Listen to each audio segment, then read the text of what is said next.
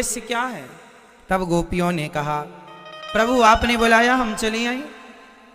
भगवान ने कहा, हम तो बांसुरी बजा रहे थे, जाओ अपने घर, इतनी रात को यहां आई हो घर परिवार छोड़कर। भगवान ने कहा, मातरः पितरः भ्राता,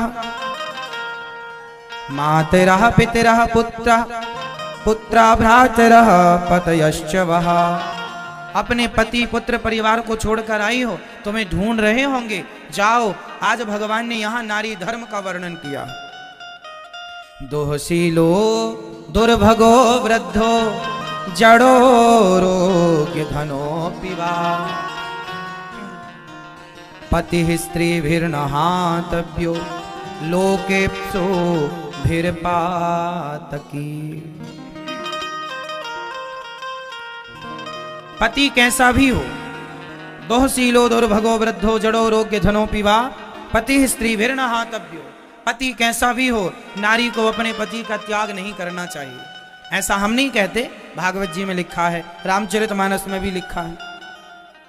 तो पति कैसा भी हो, अंधा लंगड़ा बहरा काना, पति कैसा भी हो, उसका त्याग मत करो। और पत्नी भी कैसी हो, अंधी लंगड़ी बहरी कैसी हो, अब तुम्हारी है, शादी के पहले देख लेते, अब जैसी है तुम्हारी है, अब तो निभाओ। रिश्तों की बात यहां भगवान कहते हैं, समझिएगा। जीवन में रिश्ते जरूरी हैं, अच्छी पत्नी और अच्छा पति जरूरी है। बताओ पुरुष कब सुखी होता है? बताइए कौन सा पुरुष सुखी है? आप बताओ कौन सा पुरुष सुखी है? नहीं, आप बताओ। जिसकी पत्नी अच्छी हो, जीवन संगनी अच्छी हो, वो सुखी है। सही है, पहुंचे हो आप सही उत्तर तक, थोड़ी दूर हो। बताओ भैया, उत्तर दे दो भैया, बताओ। बहुत सोए आज, अब जागो। बताइए इस धरती पर सबसे सुखी पुरुष कौन है?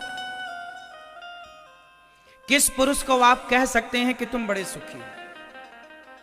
बताइए इस धरती पर सुखी पुरुष कौन है? क्या पहचान होती है सुखी पुरुषों की? आप बताओ दादाजी। आपने जो बोला एक बात ठीक बोली, अब आप आगे बोलो। आप बताओ दादाजी, भैया आप बताओ। आप वहां जाके बैठ गए ताकि हम आपसे पूछे ना। कौन सुखी है संसार में? कौन सा पुरुष? सुनो, चाणक्य कहते हैं, जिस पुरुष की पत्नी आज्ञाकारी हो और जिस पुरुष का पुत्र आज्ञाकारी हो, पत्नी आज्ञाकारी हो, पत्नी पतिव्रता हो, पुत्र आज्ञाकारी है, पुत्र पितृ भक्त हो, जिस पुरुष का, जिस व्यक्ति का, जिसकी पत्नी और पुत्र आज्ञाकारी हो, उस आदमी से ज्यादा सुखी इस धरती पर कोई नहीं है। भाई धन दौलत अपनी जगह है, करोड़, पर बेटा सुनते ही नहीं, पत्नी सुनती नहीं। करोड़ तुम्हें शांति ना दे पाएंगे, पर पत्नी आज्ञाकारी हो और पुत्र आज्ञाकारी हो तो जीवन में बड़ी शांति रहती। इसलिए कहता हूं कि पत्नी बहुत सुंदर हो जरूरी नहीं है, पत्नी का स्वभाव बहुत सुंदर हो, संस्कार बहुत सुंदर होने चाहिए। पुत्र इतने बढ़िया संस्कार दो, पढ़ाओ लिखाओ बच्चों को, पर संस्कार ऐसे देना कि वह आपकी बात, आपका सम्मान सदा करें, आपकी सेवा करने को ही वो धर्म माने। ऐसे संस्कार अपने पुत्रों को दीजिए, है ना। तो पुरुष को चाहिए कि उसकी पत्नी आज्ञाकारी हो और उसका पुत्र आज्ञाकारी हो, तो ये दोनों काम आपको ठीक करने पड़ेंगे। ठीक नहीं है, पत्नी को ज्यादा समझाओ, कथा सुनवाओ तो आज्ञाकारी हो जाएगी, और आज्ञा भी अच्छी दिया करो। मायके जाना चाहे तो रोका ना करो, नहीं मानेगी वो। जब मायके जाने का मन है तो बोल दिया, अच्छा चली जाओ, है ना। अच्छा बताओ, पति कितने प्रकार के होते हैं? मैं ये बताएंगी पति कितने प्रकार के होते हैं? जल्दी बताओ। फिर अभी हम ये भी बताएंगे सास कितने प्रकार की होती हैं। ठहरो, अभी सब बताएंगे। अभी बताओ पति कितने प्रकार के होते हैं? क्यों भैया, आप बताओ पति कितने प्रकार के होते हैं? पत्नी है आपकी? कहाँ है? नहीं लाए? होती तो उनसे पूछ लेते। पति कितने प्रकार के होते हैं? 3 प्रकार के, उत्तम, मध्यम, अधम। उत्तम, मध्यम। अब बताओ उत्तम पति किसे कहते हैं? आप बताओ, उत्तम पति की परिभाषा बताना आप लोग, पर मध्यम की पूछूंगा, अधम की। बोलते चलना, सब जवाब तैयार रखो फटाफट। आप बताओ उत्तम पति कौन? हाँ हाँ हाँ, जो अपने परिवार का, अपने धर्म का ध्यान रखे वो उत्तम पति है। ठीक कह रही हैं आप। मध्यम पति बताओ।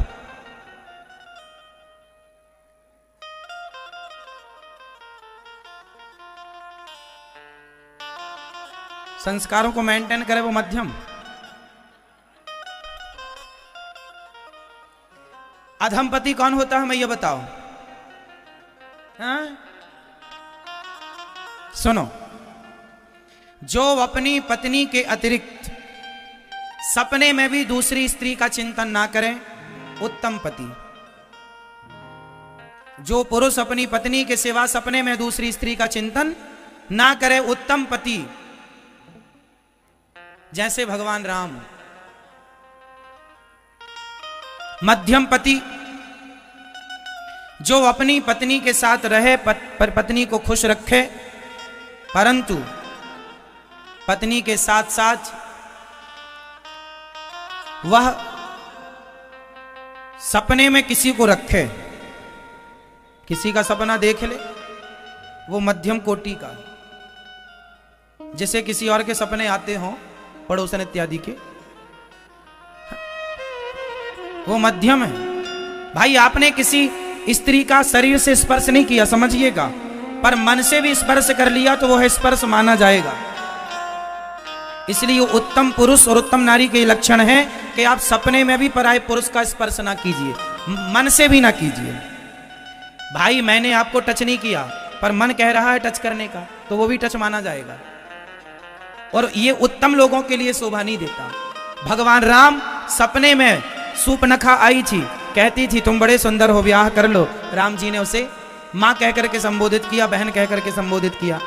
मतलब सपने में, और मन से भी टच नहीं किया। मन का टच जानते हैं, है ना? तो कोई पुरुष मन से भी किसी पराई नारी को टच ना करे, सपना भी ना देखे। यदि देखा है तो वो मध्यम में आ जाएगा, नहीं देखा तो उत्तम, देखा तो मध्यम। और जो दूसरे की पत्नी के साथ भाग ही जाए, जैसे रावण, जो दूसरों की पत्नी को उठा के ले जाए, जो दूसरों की पत्नियों पर गंदी निगाहें रखे, गंदी बातें करे, वो अधम, वो अधम पुरुष है, अधम पति। तो उत्तम, मध्यम और अधम 3 प्रकार के पति होते हैं। पत्नियां भी 3 प्रकार की होती हैं। बिल्कुल उल्टा कर दो पति का तो पत्नियों में बात लागू हो जाएगी। जो अपने पति के सिवा पराये पुरुष को ना देखे वह उत्तम नारी, जो अपने पति के सिवा भी पराये पुरुष का चिंतन करती हो वो मध्यम है, और जो लेके भाग ही जाए किसी को वो अधम। ठीक है? तो आप कौन से पति हैं? उत्तम, मध्यम, अधम? उत्तम। आप बताओ मोबाइल वाले भैया। उत्तम है। आप जी, आप सब बताओ कौन से पति बैठे हैं यहां? वैसे कथा सुनने उत्तम कोटि के लोग ही आते हैं, अधम कोटि के लोग आती कहां हैं? कथा सुनने वाले तो उत्तम ही होंगे, इसलिए उत्तम ही रहना। कितनी पत्नियां उत्तम कोटि की हैं? जो उत्तम, मध्यम, अधम बताओ। इसलिए उत्तम नारी बनो, उत्तम पुरुष बनो, है ना। सास कितने प्रकार की होती हैं? 3, उत्तम, मध्यम, अधम। बताओ सास उत्तम कौन? सास उत्तम सास कौन? जो अपनी बहू को बेटी की तरह रखे, जो अपनी बहू को बेटी की तरह समझाए, गलती करने पर ताने ना मारे, बेटी की तरह पढ़ाए, वो उत्तम सास है। अभी बहू का भी बताऊंगा, सासों की सांस ना रुक जाए। अभी बहू का भी बताऊंगा। जो अपनी बहू को अपनी बेटी की तरह प्यार करे, अपनी बहू को बेटी की तरह समझाए, गलतियां करने पर बेटी गलती करे तो मां समझाती है, जो समझाए वो उत्तम सास है, उत्तम कोटि की। मध्यम, जो गलती करके जो बहू की गलतियों पर ताने मारे, अरे तेरे बाप ने यही सिखाया है, तेरी मां ने यही सिखाया, बात बात पे ताने मारे, ये मध्यम कोटि की सास है। और जो सारा दिन अपनी बहू की बुराई पड़ोसन से करे, ये अधम सास है। उत्तम, मध्यम और अधम, सही है। आपकी सास कैसी है? पीछे वाली मैया, आपकी सास कैसी है? उत्तम, मध्यम, अधम? ये मैया बताएंगी, सवाल ओढ़े बैठी हैं, ठिठुर रही हैं। बताओ आपकी सास कैसी? उत्तम, मध्यम, अधम? क्या है? अधम है। पूरे गांव में बताती है मेरी बहू ने खाना नहीं दिया। सासों से प्रार्थना उत्तम कोटि की बनना और अपनी बहू की बुराई ना किया करो। ये दुनिया रो रो के, दुनिया को बताने से कोई फायदा नहीं। कल को आपके लिए, आपके घर के लिए ही नाना प्रकार की बातें ये दुनिया के लोग करेंगे। इसलिए अपने घर का दुख किसी से ना कहा करो, अपने घर की बातें किसी से ना करनी चाहिए। संत लोग गा गए हैं, कह गए हैं कि अपने अपने घरन का दुख ना कहियो रोई, सुन इठले हैं लोग सब बांट न ले हैं कोई। बांटने वाला कोई नहीं है, सब आपके दुख को देखकर दुनिया को आप सुनाएंगे ना, हमारी बहू ऐसी, हमारी सास ऐसी। दुनिया रो रो के सुनती है और आपके जाने के बाद हंस हंस के बताती है, अरे उनके घर में ऐसा हो गया, उनके घर में सास बहू का ऐसा हो गया। इसलिए मत कहा करो। ये हमारी सासू माँ बड़ा गाना गाती रहती हैं सबके घर में, मेरी बहू अच्छी नहीं है। 100 में से 95 सास मिलेंगी तो यही कहेंगी मेरी बहू अच्छी नहीं है, मेरी बहू अच्छी नहीं है। मैं कंफ्यूज हूं कि अच्छी बहू कैसी होती है। लगभग सारी सासें, 5% सास छोड़ के सारी सासें बहुओं का रोना लिए बैठी हैं, मेरी बहू अच्छी नहीं, मेरी बहू अच्छी नहीं। जबकि अच्छी है, अच्छी है, आप मानने को तैयार नहीं, हम क्या करें। हर जगह चलो। बहू कितने प्रकार की होती हैं? 3, उत्तम, मध्यम और अधम। फटाफट उत्तम बहू के लक्षण बताओ आप। उत्तम बहू के लक्षण, जो अपने परिवार में, जो अपनी सास को मां माने, ससुर को पिता माने, पति को परमेश्वर माने, यह उत्तम कोटि की बहू है।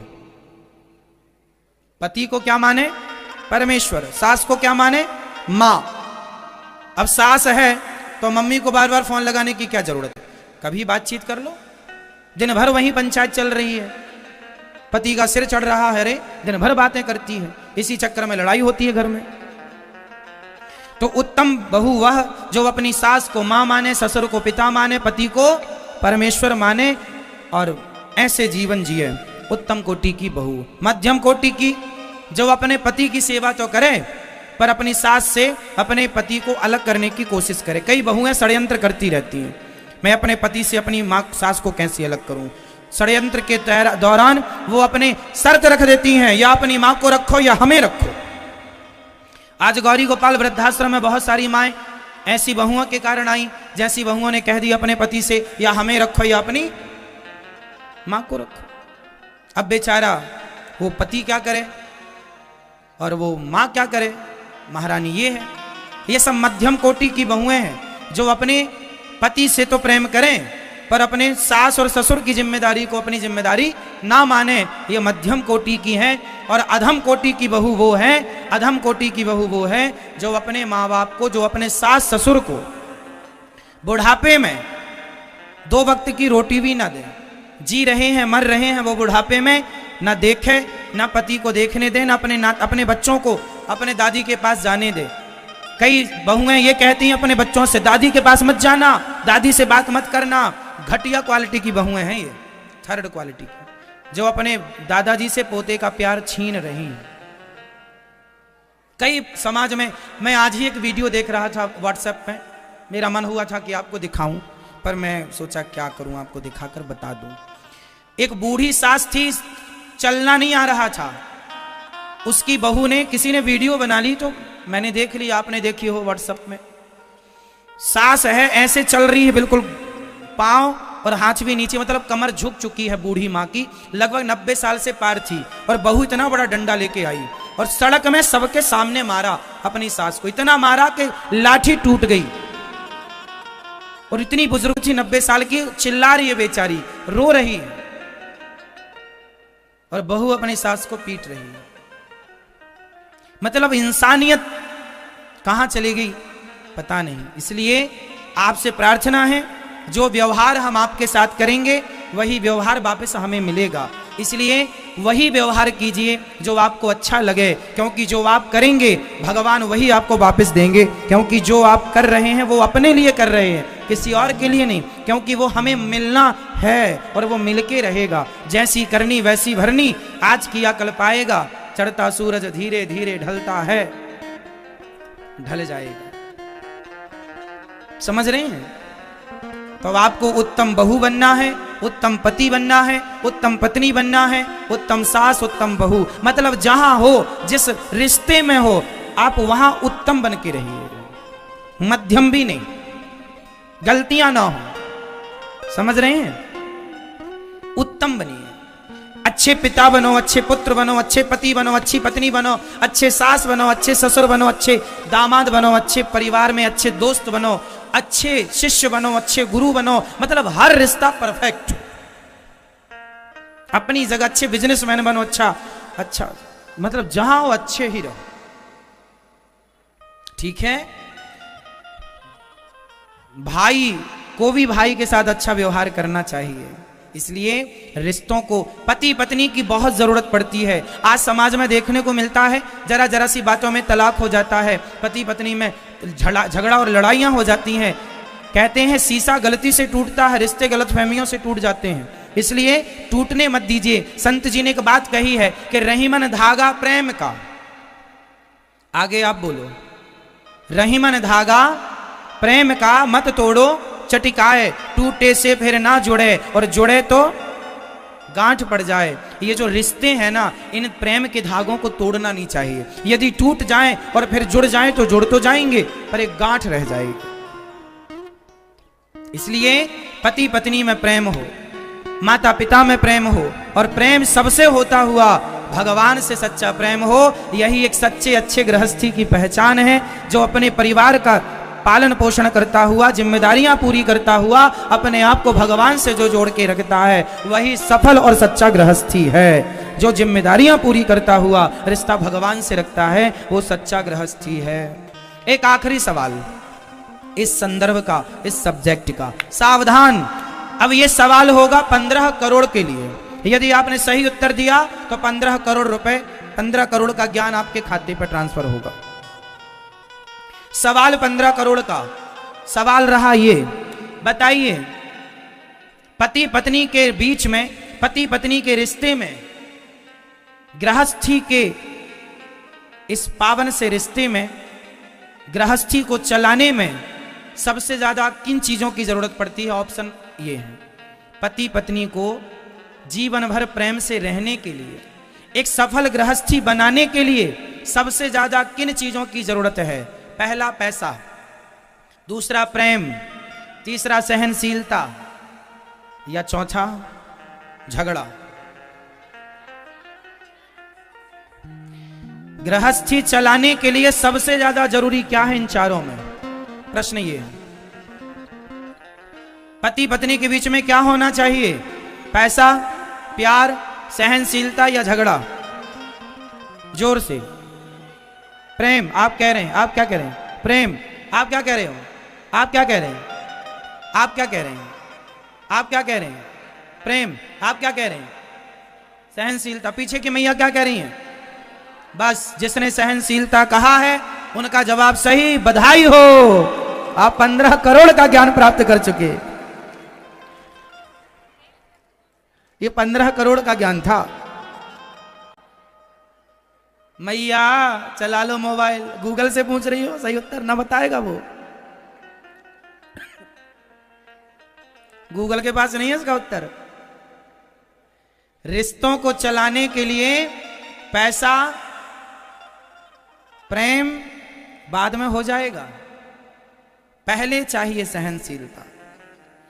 जो लड़का लड़की प्यार वाला विवाह करते हैं ना, लव मैरिज, कोर्ट मैरिज, उनमें सहनशीलता ना होने के कारण उनके भी तलाक हो जाता है। यदि जीवन में प्रेम की आवश्यकता थी तो उन लड़के लड़कियों ने प्रेम तो किया ही था, फिर शादी क्यों टूट गई? क्योंकि सहनशीलता नहीं थी, दो बात सहन करने की ताकत नहीं थी। और रिश्तों में सहन तो करना पड़ेगा, जो सहेगा वो रहेगा, नहीं सहेगा कोई रिश्ता नहीं रहेगा। यदि नहीं सहेगा तो रिश्तों में भूल माफ करनी पड़ती है, रिश्तों में गलतियां इग्नोर करनी पड़ती हैं।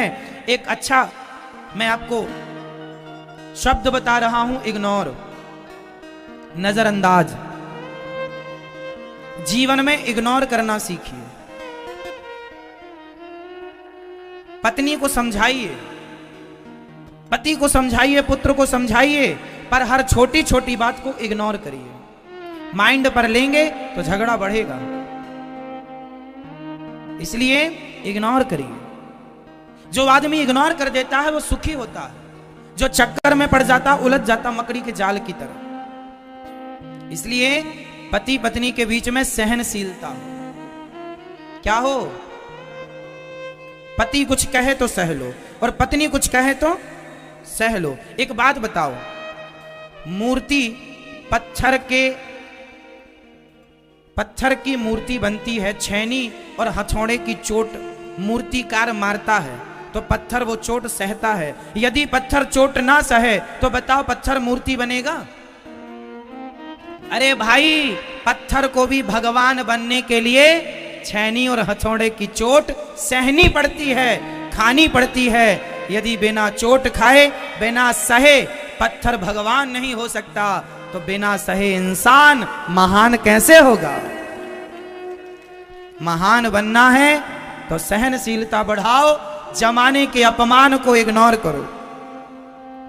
जब आप चलेंगे ना सफल होकर रास्ते से, तो 1000 लोग आपको जय जयकार कह के आपको अच्छा कहने वाले 1000 लोग होंगे, तो उन 1000 में 150 लोग आपको गालियां देने वाले होंगे। उन गालियां देने वालों को इग्नोर करना पड़ेगा, तब लक्ष्य मिलेगा। उन 1000 लोगों को आपने छोड़कर उन 2-5 लोगों की गालियों को ध्यान दिया तो आप अपने लक्ष्य तक ना पहुंचेंगे। इसलिए कहावत बड़े बुजुर्गों ने कही, हाथी चला बाजार तो कुत्ते लगे 1000, हाथी चला बाजार तो कुत्ते लगे।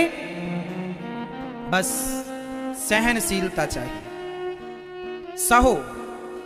अपमान सहना पड़ता, बताओ मोदी जी को अपमान सहना पड़ता कि नहीं? कितनी गालियां लोग देते हैं, कितना अपमान करते हैं, पर वो किसी का जवाब। मोदी जी से एक पर्सनली सीखने को मिलता है। मोदी जी कैसे नेता हैं वो तो आप सब जानते हैं, लेकिन एक इंसान बड़े अच्छे हैं। मोदी जी से यदि देश के लोगों को सीखना है तो आप ये सीख सकते हैं कि मोदी जी के अंदर सहनशीलता जरूरत से ज्यादा है, इसलिए वो इतने बड़े पद पर हैं। यदि जरा जरा सी बातों को ध्यान में रखने लग जाते, बातों को इग्नोर ना करते, तो वो इस बड़े पद पर ना पहुंचते। इंसान को बड़ा कौन बनाता है? आपका स्वभाव, आपकी सहनशीलता। जमाने की हर गलत बात को नकारते चलो, मीन्स उसको इग्नोर करते चलो और अपने लक्ष्य पर आगे बढ़ते चलो। सहनशीलता आपको एक दिन महान बनाएगी, महान बनाएगी। सहन करना बड़ी चीज है साहब, सहन करो। अपमान सहना पड़ेगा, पत्नी का, पति का, परिवार का। आप कहेंगे हमारी सास ने अपमान कर दिया, अरे सास तुम्हारी है, घर की बातें हैं, ये अपमान का घूंट पीना पड़ेगा। कब तक लड़ोगी सास से, और कब तक लड़ोगी बहू से, और कब तक पति और पत्नी से झगड़ा करोगे? छोड़ो कल की बातें, कल की बात पुरानी है। नया सूर्य आते ही, नया सवेरा होते ही रात गई बात गई। कल की बातें खत्म करो और एक नए ढंग से अपनी जिंदगी को शुरू करना चाहिए। ये समझदारी है। पुरानी बातें लेकर बैठने में कोई फायदा नहीं। बोलो हाँ या ना? पुरानी बातें लेकर बैठने में कोई फायदा नहीं है। बस अच्छी बातें कीजिए, अच्छे लोगों की संगति कीजिए, सहनशील बनो। जो पत्थर चोट खाकर टूट गया वह कंकड़ बन गया, और जो पत्थर चोट सह गया वह शंकर बन गया। जो सहेगा वो रहेगा, नहीं सहेगा। बताओ भगवान श्री कृष्ण के संग राधा रानी क्यों रहती हैं हर मंदिर में, जबकि कुछ लोग तो ये कहते हैं कि पत्नी तो रुक्मणी जी हैं, फिर रुक्मणी जी को होना चाहिए। बताओ, राधा रानी हर मंदिर में भगवान श्री कृष्ण के संग हैं, रुक्मणी जी क्यों नहीं? फटाफट उत्तर दो। राधा रानी ही भगवान कृष्ण के मंदिर में खड़ी होती हैं, रुक्मणी जी नहीं, क्यों? उत्तर दो, क्यों? क्योंकि श्री राधा रानी के अंदर सहनशीलता ज्यादा है, सहती हैं वो। क्या सहा?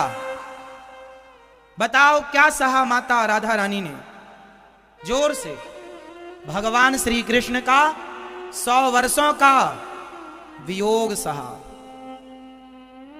100 वर्ष लंबा टाइम होता है। आप जिससे प्रेम करें वो आपको छोड़कर चला जाए और आप उसकी यादों में 100 साल तक रोते रहें, उसके लिए तड़पते रहें। राधा रानी के उस प्रेम का मूल्य, श्री राधा रानी के उस त्याग का मूल्य, वो सहनशीलता का, सहन किया हर दुख हर तकलीफ, दुनिया के ताने खाए, पर श्री कृष्ण को नहीं छोड़ा। जो सहता है वो भगवान के संग रहता है। श्री राधा रानी रह रही हैं। इसलिए प्रेम की प्रतिमूर्ति श्री राधा रानी है, त्याग की मूर्ति राधा रानी है, और सहनशीलता की मूर्ति राधा रानी है। इसलिए रिश्तों में सहनशीलता चाहिए।